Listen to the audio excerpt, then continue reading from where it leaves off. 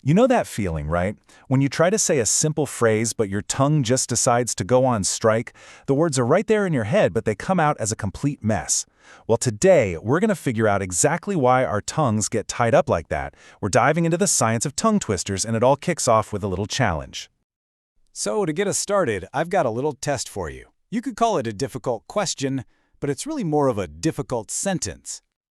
All right, here's the deal. I'm about to show you a sentence, and I want you to say it out loud, but not just once. Try to say it 3 times back to back as fast as you can. You ready for this? Okay, go for it. Pad kid poured curd pulled cod. Pad kid poured curd pulled cod. Pad kid poured curd pulled cod. See, it's way harder than it looks. Even when you know exactly what to say, something in your brain just short circuits. So what is going on here? Why does a sentence that looks so simple turn into a total verbal workout? Well, the secret isn't in your mouth or your tongue. It's actually happening deep inside your brain. Let's break it down.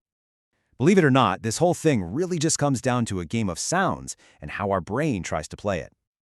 So here's the first major clue. The words themselves, pad, kid, poured, they're super easy on their own. The real troublemaker here is the sounds within those words, especially when they're all crammed together. Now, this is where it gets really interesting. Your brain is like this incredibly efficient sorting machine. It puts sounds into different mental buckets. It handles consonants like the P, D, and K sounds in one department, and vowels like and O in a completely different one. Normally, this system is fantastic, but it's also the very thing that causes our little problem. Okay, so if our brain is so good at sorting sounds, how does it all end up in a tangled mess? Let's look at what's really happening when your brain gets confused.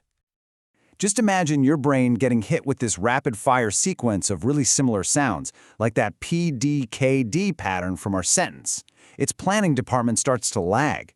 It's trying to get the next sound ready while still telling your mouth how to make the current one, and that's when the wires get crossed.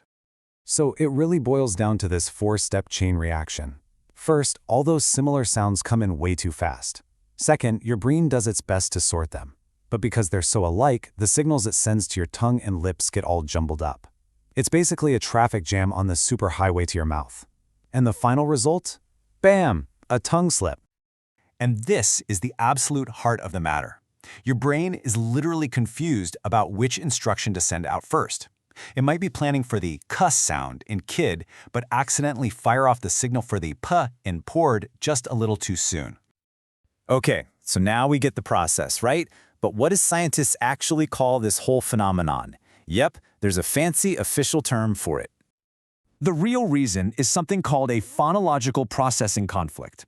I know, it sounds super complicated, but it's exactly what we've been talking about. Phonological just refers to the sounds of language, and the conflict is that signal mix-up we saw happening in the brain. Simple as that.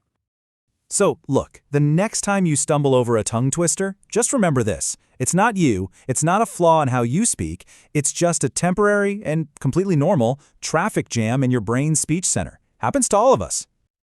And that gets me wondering, we just took on one tricky phrase today, but there are thousands of them out there. So I want to know, what's the one tongue twister that always trips you up? Let us know.